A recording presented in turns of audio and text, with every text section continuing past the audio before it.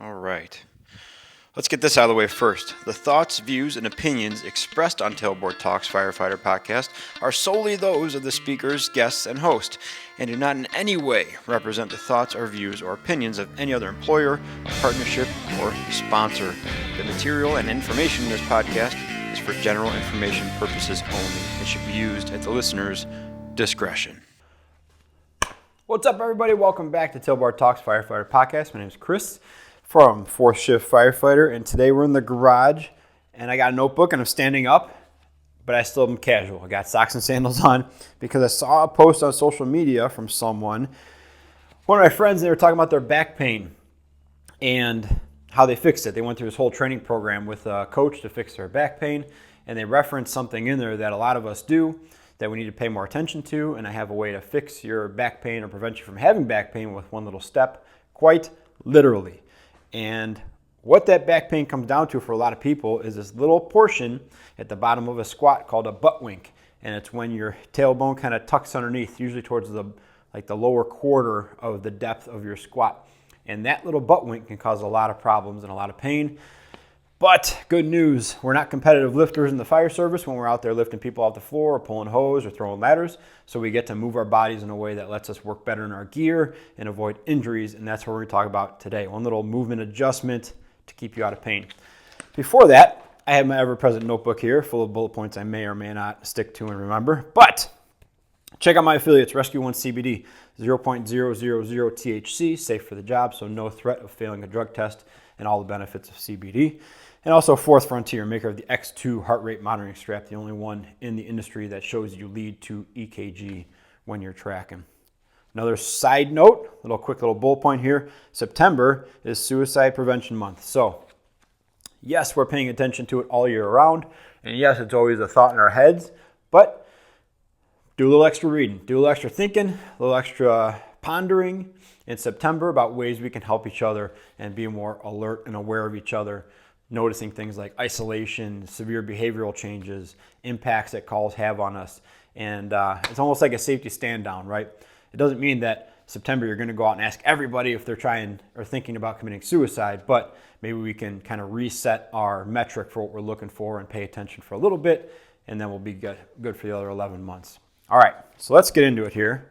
Now, I wanted a catchy title for this one. It's going to be the clickbait title of Fix Your Back Pain with One Step. And I quite literally mean with one step. We're going to adjust your foot position in a squat so that you have a lesser chance of back pain. And like I said, that little butt wink at the bottom, when your spine kind of flexes, your lower back flexes and curls underneath, and then you come back up a little bit taller, it goes back out, and then you stand up with a nice tall spine. That little butt wink at the bottom is the mechanism, if you do that over and over and over again under load and trying to produce force with it, for some back injuries. Most commonly, it's like a strain or just a lot of tension in your lower back, or feeling a twinge or tightness, right? But over time, now these are contended studies. There's some issues surrounding them in some people's views, but they did take like pig spines and did that movement over and over again. And they noticed that over a long period of time, I don't know, maybe like 20, 25, 30 years of our career, there was some damage to the discs in those levels that were put under compression and tension in a flexed position. So there is a potential. Now, there is always an example of someone who does 1,000 sit-ups every morning and always squats with a rounded back and doesn't have any kind of, cyclists, right? Their posture is terrible when they're in like their racing position, that tucked in position on their bike. A lot of them also have back problems. A lot of them also aren't responsible for carrying 1 and 2 times their body weight on emergency scenes. None of them are waking up in the middle of the night and asked to ride 100 miles. So yes, there are people out there that can survive and function perfectly well with a rounded lower back during moments of flexion, even flexion movements. We might not be them.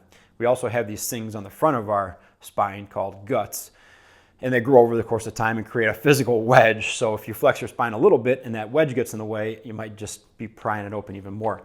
Now, it all comes down to leverage, okay?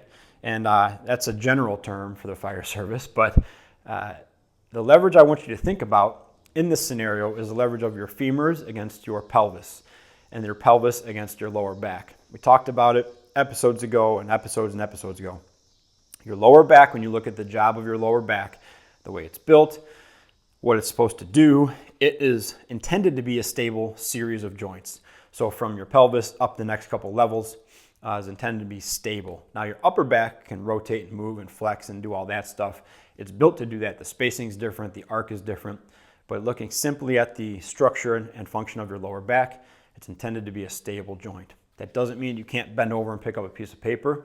It's a series of joints in there, right? But its primary job is to stay stable under times of stress and load and producing force. Now let's imagine you're forcing a door, right? And you put a Halligan in the door. It's going to be a door that swings towards you. Call what you will, inward or outward. If you put the Halligan in there, right, it's got a little bit of play once you get your purchase. That's your normal femur range of motion. Then you get to a point where it binds up and now you're applying leverage to the door, right? From there on out, every little bit of leverage that you apply is forcing that stable door into an unstable position. You're trying to gap it out. You're trying to get some play in that door so you can keep purchasing further and then pop that thing open. Your femurs do the same thing against your lower back. Your lower back is nice and stable. Everything's cool and happy. You go to squat down. Your femurs run out of room in your range of motion, probably from a restricted butt and hip thing. Then they start leveraging against your pelvis. Your pelvis leverages against your lower back and starts loosening and spreading out your lower back. That's why we see the butt wink at the bottom of a squat. Now, if we put two Halligans in the door, right, both at the same perfect angle, and leverage both of them, it takes half as much effort to move that door. Same thing with your lower back. If you have two femurs directly parallel with each other, working in the same exact leverage point and plane, it takes that much less force to flex your lower back, to make it bend around at the bottom of the squat, because now you have two long levers working against your pelvis at the same angle, working against your lower back. So here's what we're going to do, and it's a small adjustment. Take one step back, half a step back. I shouldn't even say a full step. And I'm going to go sideways here. If you're watching on YouTube, this is probably a good episode to watch clips of on Instagram or YouTube.